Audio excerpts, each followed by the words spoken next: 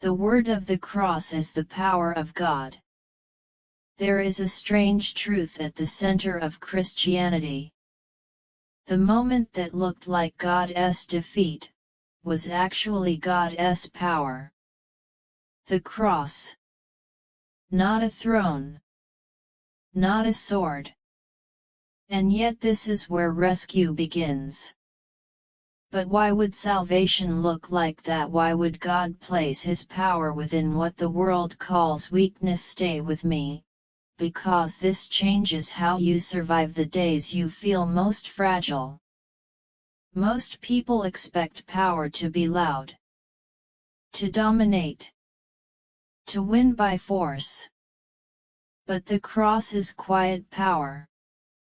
It doesn't crush enemies.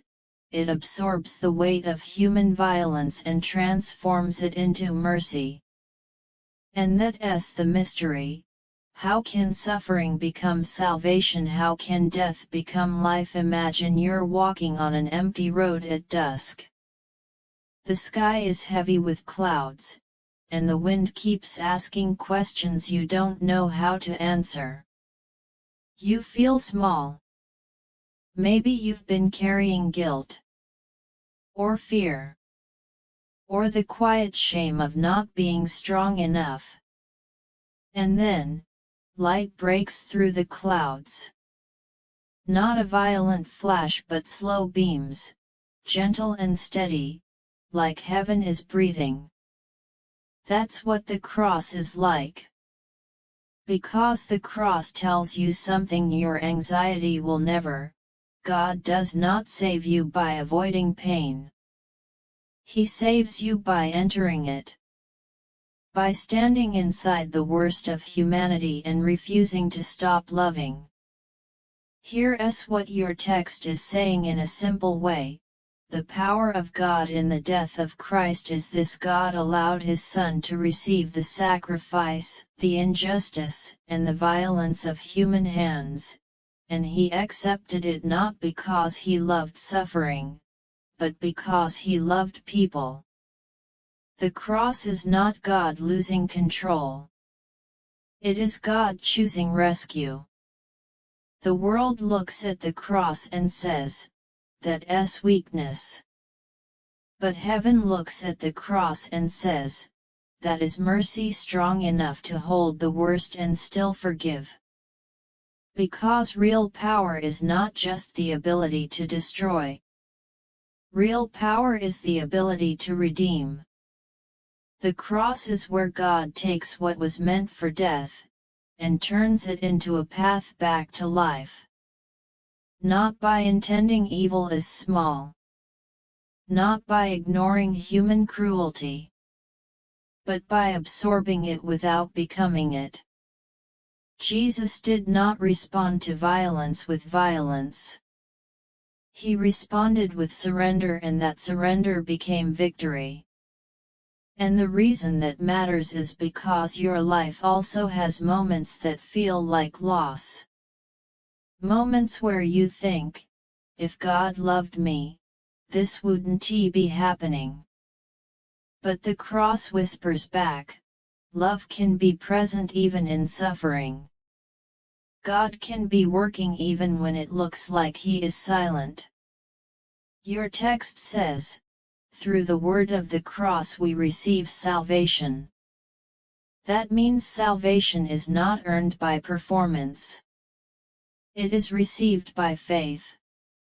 Faith in what? Faith in the death and resurrection of Christ as God's way to save us, to redeem us, to reconcile us with Him. The cross is the payment for what you could never repay. And the resurrection is the proof that death does not get the last word.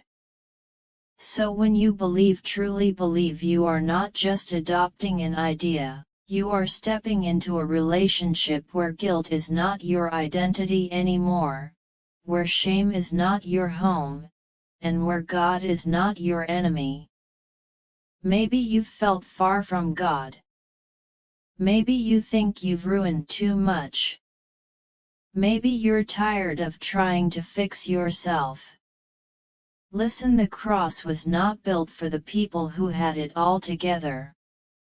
The cross is for the person who is exhausted. The person who is afraid.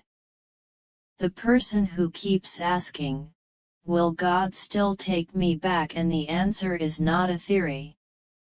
The answer is a cross planted into history like a promise. Yes. Here's something you can do tonight quietly, without pressure. Find a calm place. Turn down the noise. And pray a simple prayer like this: Jesus, I don't understand everything, but I believe your cross is power for my salvation. I bring you my fear. I bring you my guilt. I bring you my weakness. Make me new. Then sit in silence for 1 minute. Not to force a feeling but to remember a fact: your salvation rests on Christ's finished work, not on your fragile strength. And when anxious thoughts return because they will repeat one line softly, the message of the cross is the power of God.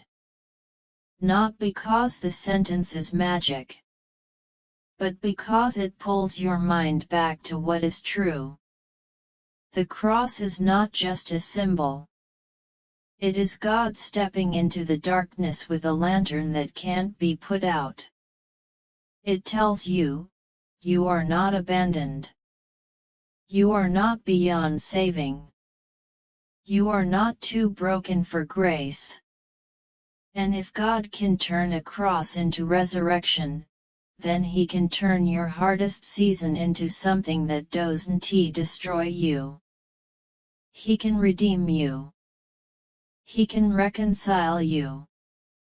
He can restore you.